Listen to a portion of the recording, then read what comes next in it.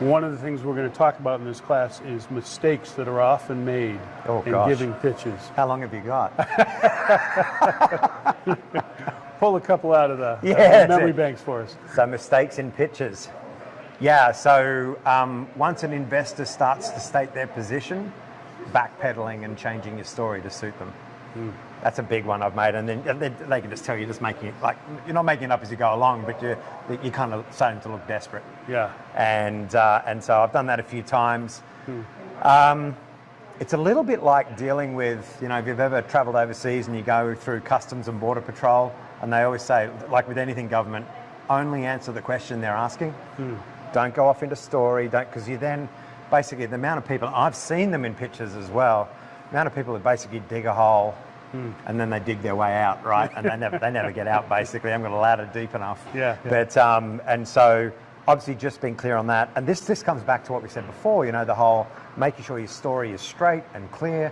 And do you know what? There's going to be investors that go, hey, this is really awesome. It's not our deal. Yeah. Now, the majority of investors I've found are really encouraging. They're good people. They're busy. They don't want to be, sort of stuffed around, so to speak. Yeah. But at the same time, they will encourage you in your endeavors. If they like it, they'll encourage you. They'll say, hey, maybe think about this.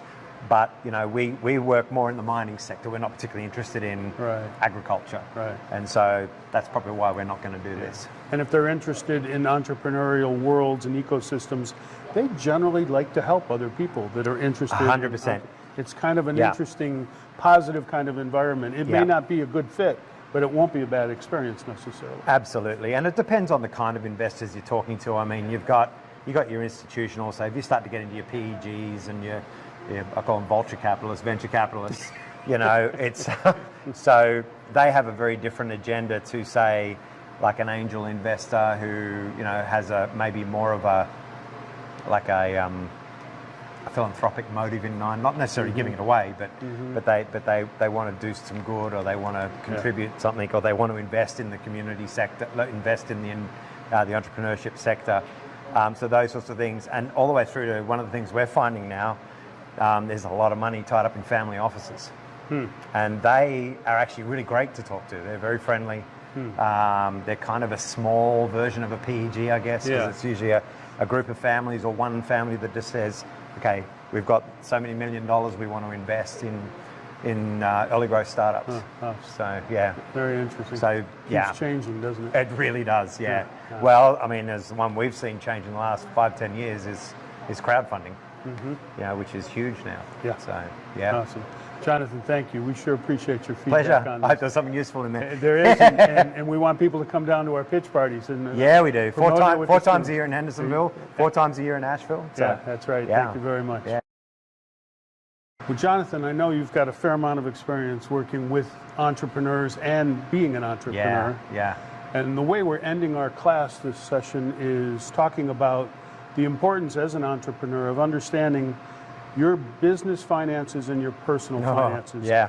They move together and they move apart usually in waves, but they're always connected somehow. Can you talk a little bit about your experience and from someone advice? who did it all wrong. Well, a couple of us. Yeah.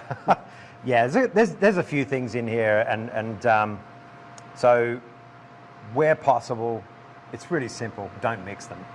Where possible, okay?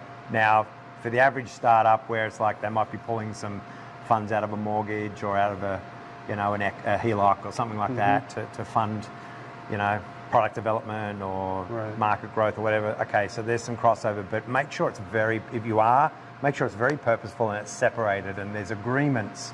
Even if you're the mortgage owner and you're the business owner, there's an agreement between you to repay it and how that works. And so just like you would if you went to a bank and got a business loan. Yeah, okay. And obviously you're not going to call yourself into bankruptcy. Well, you might just for fun, I don't know, whatever works. But so there was one of the things I learned, and this, I went through a fairly expensive kind of business collapse, basically. One of the things I learned was separate your personal and your business bank accounts. Have them in completely different banks so they can't touch each other. So that was something I learned. So I had my home, my mortgage, our savings accounts, everything with this bank. And when we had to close the company, They just went straight into my personal account and took every dollar out of there to pay off whatever they could. Now, Not asking your permission for not that. asking my permission. They, we had a mortgage as well, so we sold that. We sold the house before they forced us to. Yeah. Because that then also created a whole situation where we couldn't personally refinance because they were doing what they were doing on the other side. And so it gets really ugly. So separate those things out. Yeah. Keep your personal stuff in a completely different bank. And so, so not even in different accounts, different banks. Yeah.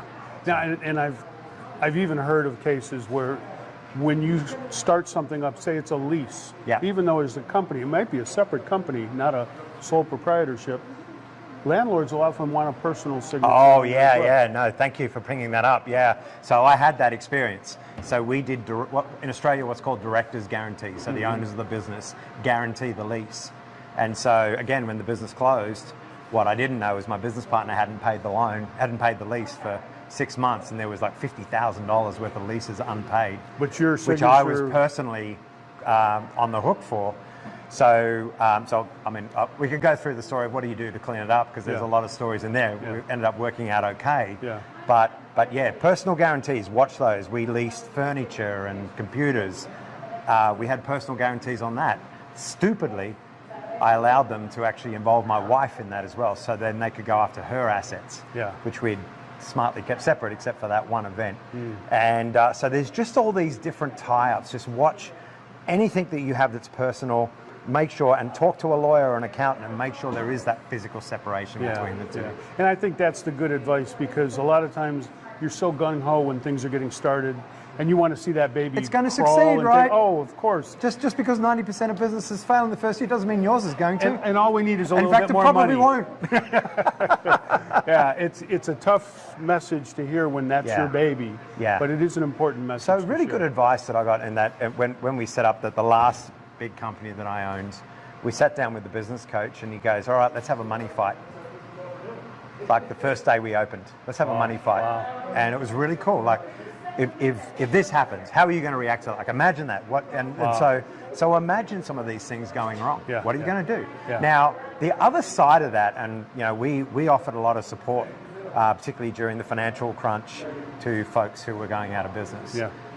Because there were people killing themselves and stuff like that. So I would just say there's one piece of message here. It doesn't matter how bad it gets, it's never that bad. It's just money. Yeah. Right? Yeah. And so that side of things, make sure, obviously, personal relationships are intact, so hopefully it's not involving. That's why I say try and leave family and personal stuff out of it as much as you can, so that you've got that intimate support when things aren't going so well. Yeah. That's great advice. Yeah. Good. Yeah. But also the other thing I think would just be ready for your first tax bill. Seriously, it takes everyone by surprise. And don't play around with taxes. And don't play around with Pay those taxes. Keep your money aside. Don't play around with it. Yeah. Don't spend it on your staff or on supply. Keep it aside because you'll need it. And what a lot of people don't realize, we think of the federal government being the tax challenge. A state sales tax can be a tremendous audit. Right. And if you aren't careful and if you haven't done a good job of preparing, there is no easy comeback from Look, that. and at the end of the day, I haven't met a small business person that's got into financial trouble where it's like, okay, what were you not paying attention to? What did you do wrong? And I can tell you hand on heart all the things I did wrong. Yeah. To where it ended up and why. I had someone even say, don't personally mortgage your house against the business. I went, oh, you don't understand business. I've got to. Yeah. Well, I know I didn't. I could have had more expensive money and not done that, and then not have to sell the place. And that's not a bad way to go. Yeah. That's a good message. Yeah. So keep it separate. Experience You'll speaking. feel a lot better. There you go. Yeah. Well, thank you for sharing that. And I know recalling some of that is not necessarily the best part of our experiences. Right. But sharing that where we with learn the others, most. and others can benefit from learning Absolutely. from those. So Yeah. that's great. Jonathan, thank you. Cheers, man. It's been good. Cheers. All right.